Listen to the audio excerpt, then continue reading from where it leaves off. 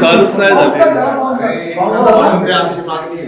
सकाळी 6:30 वाजल्यापासून चाललेलं आहे, मशीनचं घोळ चाललाय. बर. उमेदवार असून उमेदवाराच्या खोलीमध्ये एकही मतदान झालेलं नाहीये.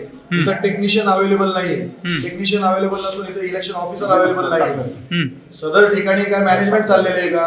मग तुमची मागणी काँग्रेसला मतदान होणार आहे, त्याच्यामुळं इकडच्या मतदान वेळ काढायचा का ह्यांना?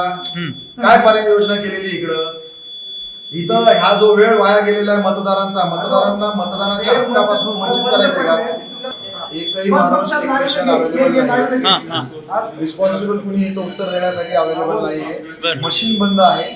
मतदारांना जे डॉक्टर बाबासाहेब आंबेडकरांनी मतदानाचा हक्क दिलेला आहे, तो हक्क हिरावून घेण्याचा हा काय प्रयत्न चाललाय का इकडं?